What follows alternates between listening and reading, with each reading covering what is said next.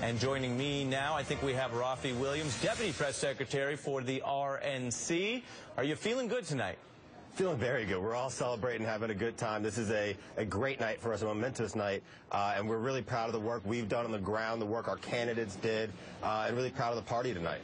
Yeah, and when you look at these races, what stands out to you as something extra, something big, a bonus that isn't just in what we might call Romney state?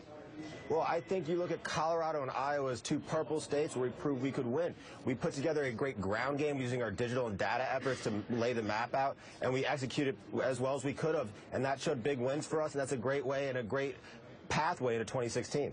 What do you say to voters who look at this and say, wow, you guys got 250 here in the House, as we're showing up on the screen now, 52 and possibly growing here in the Senate with a pickup of 7, but that is clearly a reward for a type of obstruction and a do-nothing Congress that rivals the lack of productivity going back to the Truman era. And people are worried. Some are worried that now the Tea Party will be emboldened, it will be driving the train, and there will be pressure on your party to continue to obstruct this president and not do anything.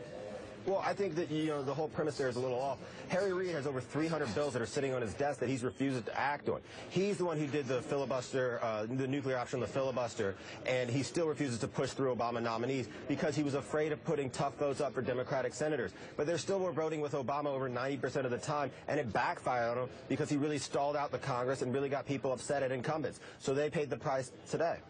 Raffi, stay with me. I'm bringing in my panel here. Let me go to you, Charlie Cook, on that. I think the thing that jumped out that Raffi said that I think is absolutely right is that Harry Reid exposed some of his senators by protecting them, shielding them from casting tough votes.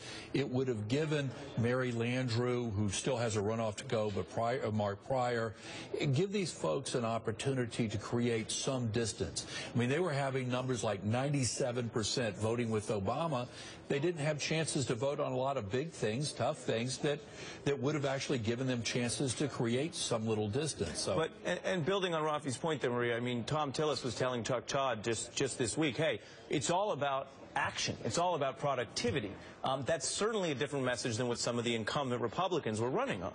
Absolutely. And I also, something that Raffi said, though, is the fact that the Republican Party, the GOP operation, has a better ground game now when it comes to digital and the media. And I think that was actually very evident. When you go into Colorado and saw the stuff that they were doing on the digital front, they got incredibly sophisticated. So while President Obama's base and the Democratic machine had that in 2008 and 2012, the Republicans are catching up, and they're catching up. Raffi, you mentioned digital. What are you talking about? You're talking about your data and your voter file there, online fundraising. What do you think the metrics are that correlate with the kind of pickups you've had here?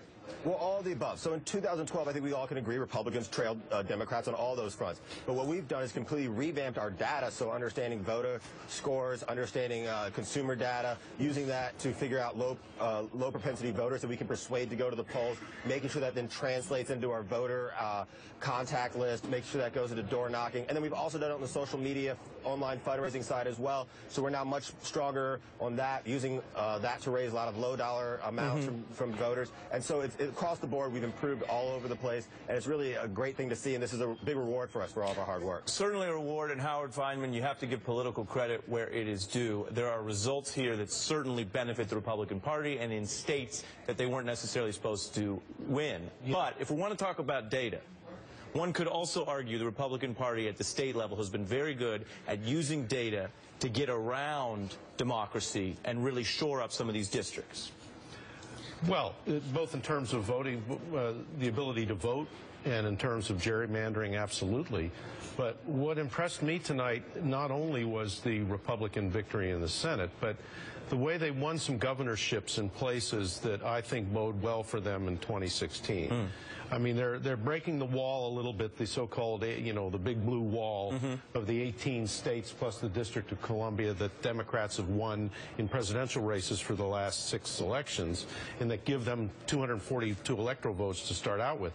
You had a Republican victory in Illinois. You had Scott Walker hanging on in Wisconsin. You had Republicans making some inroads in New England, and in Maryland, of all places, where the Democratic candidate for governor in Maryland just got wiped out in usually a very Democratic state. John Warner on the Senate side running a very close race. Mark Warner. Mark Warner. Yeah. Mark Warner in Virginia. No, Mark Warner in Virginia. And don't forget, Virginia has been considered kind of like the Democratic and Obama beachhead in the South. Sure.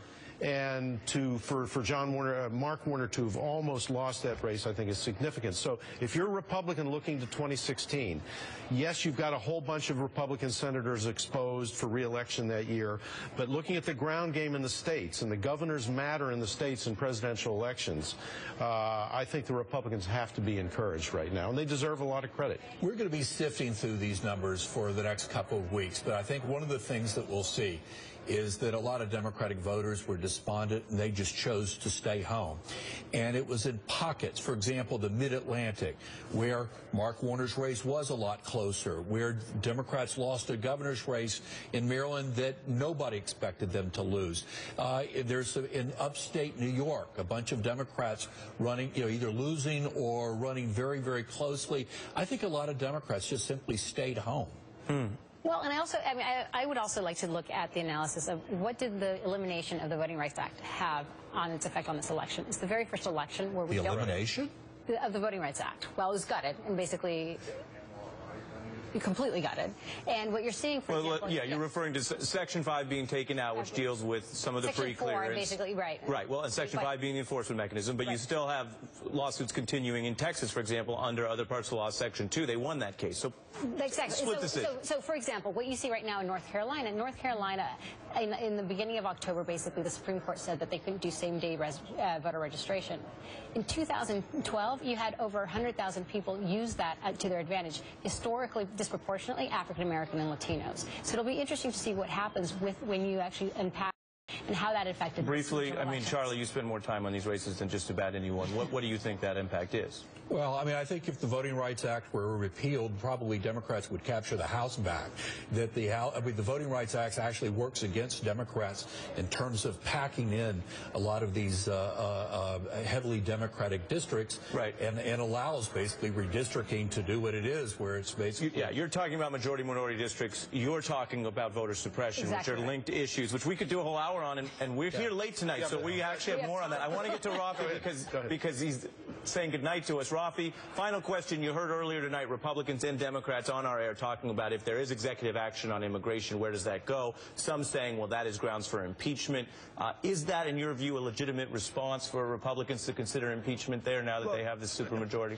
I mean, I think that if you're looking at these potentially unconstitutional acts coming from Obama here after the election, after he just got his whole agenda rebuffed by voters across the country, I think it's a dangerous precedent to set. I think it's a dangerous action to take, and I think that the Congress will take the proper response to it.